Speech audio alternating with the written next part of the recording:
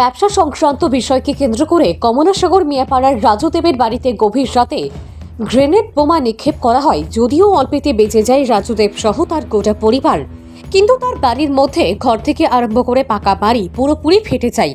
পরবর্তী সময়ে সেই খবর পেয়ে ভোর 4টে নাগাদ মধুপুর থানার পুলিশ ঘটনাস্থলে পৌঁছে নিষ্ক্রিয় গ্রেনেড বোমা উদ্ধার করে থানায় নিয়ে আসে। আর এই খবর ছড়িয়ে পড়তেই গোটা এলাকায় আতঙ্ক ছড়িয়ে পড়েছে। ঘটনাস্থলে ছুটে আসে সিপাহীজলা জেলা পুলিশ সুপার, বিশালগড় মহকুমা পুলিশ আধিকারিক, এলাকার বিধায়িকা সহ শাসক দলীয় একাংশ নেতৃত্বরা। সকলের একটাই বক্তব্য, কি করে এই ঘটনা সম্ভব। তবে দীর্ঘদিন যাবৎ রাজু দেবের ওপর আক্রমণের জন্য একটি চক্র সেখানে প্রচেষ্টা চালিয়ে যাচ্ছিল বলে জানা যায়। কারণ রাজু দেব দীর্ঘদিন যাবৎ ওই জায়গায় বিভিন্ন ব্যবসা চালিয়ে আসছে। তাকে দুর্বল করার লক্ষ্যেই একটা দুষ্ট চক্র তার পেছন ধাওয়া করে রেখেছিল। এদিকে জানা যায় ওই এলাকার মধ্যে 3টি বাঙালি পরিবার রয়েছে, আর অন্যরা মুসলিম সম্প্রদায়ের। তাদের অভিযোগ, একাংশ দুষ্ট চক্র কিছু মুসলিম সম্প্রদায়ের যুবককে হাত করে সেই ঘটনা সংঘটিত করতে পারে। এদিকে জানা যায় দীর্ঘদিন যাবৎ রাজু দেব ওই এলাকার মুসলিম সম্প্রদায়ের জনগণের সাথে তাদের ভালো সম্পর্ক রয়েছে, একসাথে ওঠা বসা করছে কিংবা সব কাজ সম্পন্ন করেছে। এমনকি কিছু হলেই রাজুদেবের পাশে দাঁড়ায় ওই এলাকার সংখ্যালঘু পরিবারগুলি। কিন্তু কি করে এই ঘটনা সংঘটিত করা হলো তা নিয়ে বিভিন্ন মহলে প্রশ্ন উঠতে শুরু করেছে। তবে ব্যবসা সংক্রান্ত বিষয়কে কেন্দ্র করে যে এত বড় ঘটনা ঘটেছে তা কিন্তু এক প্রকার পরিষ্কার। তবে তদন্ত চালাচ্ছে জেলা পুলিশ সুপার সহ অন্যান্য আধিকারিকরা। এদিকে এলাকার বিধায়িকা অন্তরা দেব সরকার বলেন, যারা এই কাজ সংঘটিত করেছে অত্যন্ত নিন্দনীয়।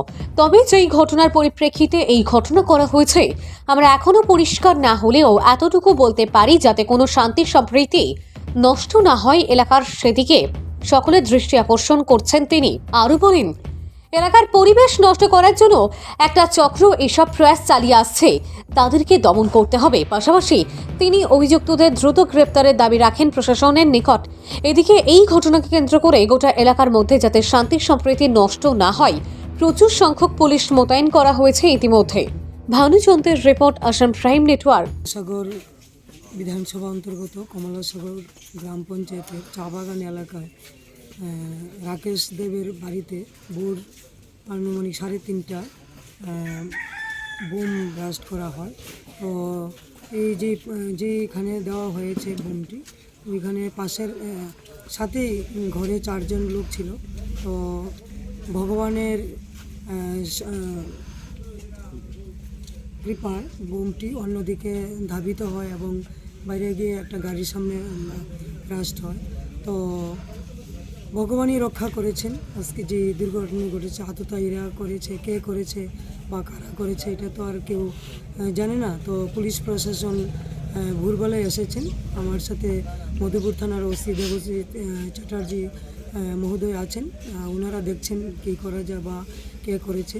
তো আমি যারা এই এলাকার লোকজনরা আছে তারা খুব ভয় পাচ্ছেন। তো পুলিশ প্রশাসন দেখছেন বা তাদের সুরক্ষার জন্য বিএসএফও আছে সীমান্তবর্তী এলাকায়। তো সবাই মিলেই এই এলাকাকে বা আমাদের সীমান্তবর্তী যেহেতু এলাকা, বিএসএফ এবং পুলিশ এবং আমরা জনপ্রতিনিধি হিসাবে এলাকার সব মানুষ এক হয়ে বা এই এলাকাকে যেন সুরক্ষিত রাখা যায় এটাই চেষ্টা হচ্ছে।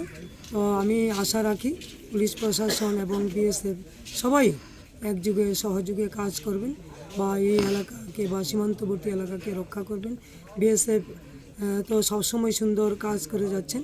তো আমি সবার কাছে এটাই, এলাকাবাসীর কাছেও আমি বিনীত আবেদন রাখবো, পুলিশ প্রশাসন এবং বিএসএফ সুন্দর কাজ করছে, তাদেরও সকলকে সহযোগিতা করতে হবে।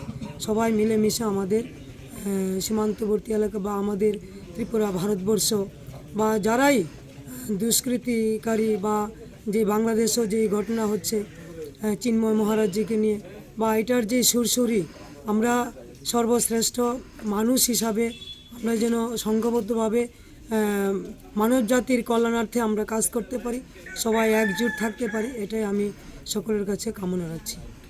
গত রবিবারে হায়দ্রাবাদ গেছি ডাক্তার যেতাম, কালকে রাত্রে এসি। কালকে রাত্রে 3:25 থেকে 30-এর মধ্যে একটা শব্দ হয়েছে আমার ঘরে রাত্রেবেলা। এমন শব্দ আমরা 5 কিলোমিটার এগিয়ে হয়েছিল। পরে দিয়ে ঘরের ভিতরে ধোয়া ঢুকতে আছে, পরে বাজির গন্ধ পাইছি, এরপরে বাইরে এলাম। বাইরিলাম, বাইরে দেখি এই পুরা চারিদিকে সিটা বিটা লন্ডমন্ড হয়ে গেছে। ঘরের যত ছবি টবি আছে সব কিছু ভাঙ্গা চূড়া, ঘরের অবস্থা খুব খারাপ। গাড়ি আছে, গাড়ি দিয়ে পড়ছে, গাড়ির গ্লাস মাছ গেছে, গরুর ঘরে দরজা মরজা সব কিছু শেষ। হ্যাঁ, এটা মার্ডার করানোর লিগে চাইছিল আর কি, বুঝলি, মার্ডার করানোর লিগে চাইছিল। এটা পরিকল্পনা চলতেছে অনেক দিন ধরে, আজকে 15-20 দিন ধরে আমার মারণের লিগে অনেক চেষ্টা করতেছে। কি উদ্দেশ্য নিয়ে মারার চেষ্টা করতেছে আপনাকে?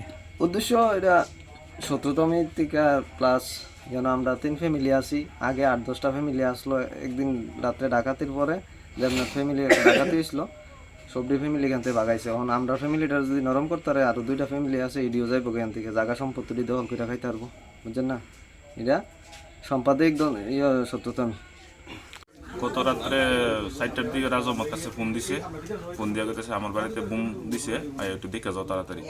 আমি আইলাম সকালে 6টার দিকে, আইয়া দেখলাম খুব মানে ক্রিটিক্যাল অবস্থা বাড়িটার মধ্যে, গাড়ি গুড়ি সব মোটামুটি অবস্থা খারাপ হয়ে গেছে। তারপরে আমি আইলাম, আইয়া দেখলাম, তারপরে চিংলাম থানা আইসিনি, হয় থানা আইসে, থানা এসে এটা বুমটু উদ্ধার করে নিয়েছে। আমার একটাই দাবি থাকবো, এর সুষ্ঠু তদন্ত বিচার করানোর। আপনার এলাকায় বিশেষ হিসাবে কি ধারণা থাকতে পারে, এটার মধ্যে কি জড়িত থাকতে পারে? এমনি তো কিছু কইতে পারতাম না, এমনি তো তারা 3 ফ্যামিলি আছে যেহেতু, আর সবাই তো অন্যরকম অন্য লোক আছে।